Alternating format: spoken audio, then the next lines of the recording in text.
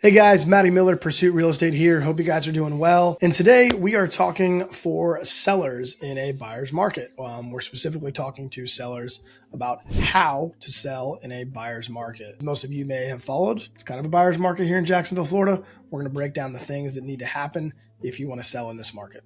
All right, guys. So obviously as our market has changed, if you follow along, you know that our market has changed quite dramatically from the 2023 market or 2022 market where sellers pretty much had all the leverage, and that is vastly swinging to the buyers. But if you are in a situation where you need to sell your home in this market, here's a few things that we need to look at. And number one, what we really want to look at is pricing it for today's market, not yesterday's. Okay. Being a little facetious when I say that, because a lot of people, when they go to list their homes, they go, well, 2 years ago, John down there sold his home for $785.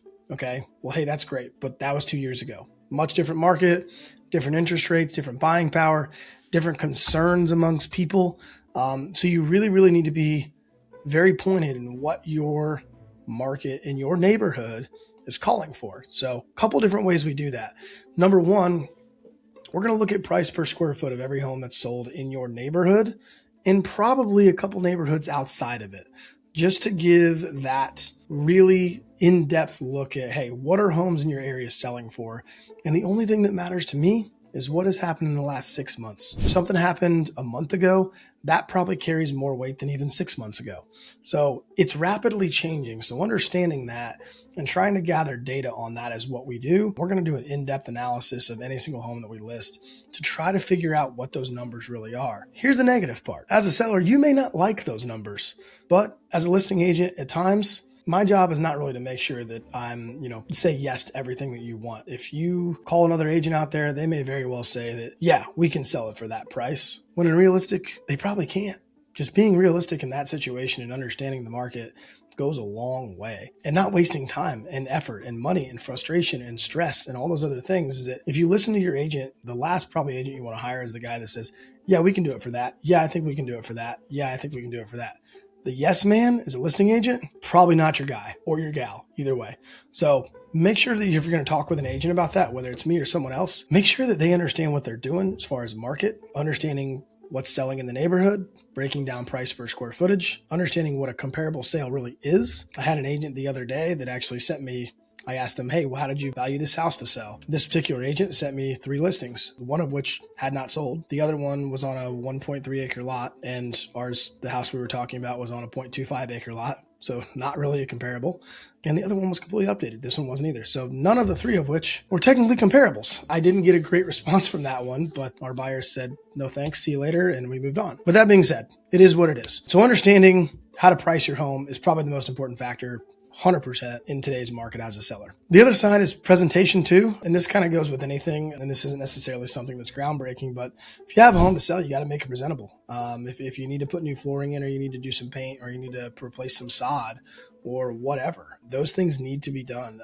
Do I think staging is something that needs to happen in every single home? I don't. I think in the higher echelon of real estate that staging is important, but mainly decluttering, doing the touch-up paint, minor repairs, doing some lighting fixtures, high-quality photography and videography. I see agents all the time that are selling, oh gosh, anywhere from $400,000 to $1 million houses, and I've literally seen iPhone photos taken, which blows my mind that people will actually hire somebody, pay them $14,000, and they can't even pay $600-700 for professional photos. That's outlandish. Okay, especially when we're talking about marketing and advertising in this world that we live in, which is all digital. And the first thing they see is the pictures.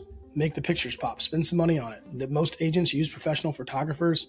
We have agreements with a couple different ones that we use. Drone footage, videos, all sorts of things. So again, those are super easy things to do as far as presentation. Lastly, be flexible, be understanding, be willing to negotiate. I kind of use this reference about the whole pond, the fish in the pond kind of thing, that, in 2023 or 2022, there was, 15 fish in each pond for every house. So we have a house and it's got one pond, and there's 15 or 20 fish that are trying to eat that hook.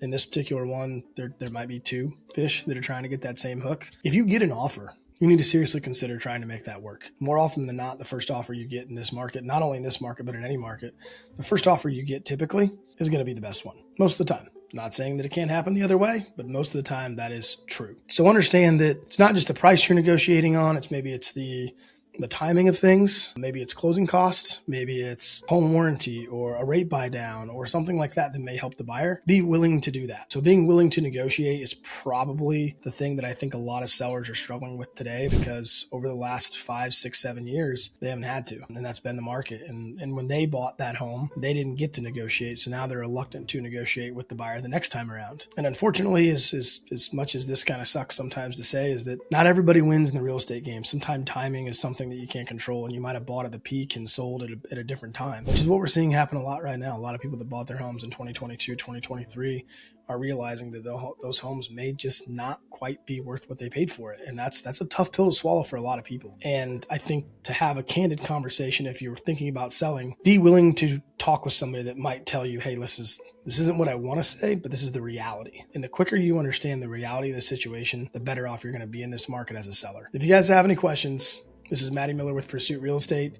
If you're thinking about selling your home and you want some honest answers of what you can actually do in this market, not somebody who's just going to tell you what you want to hear, give me a shout.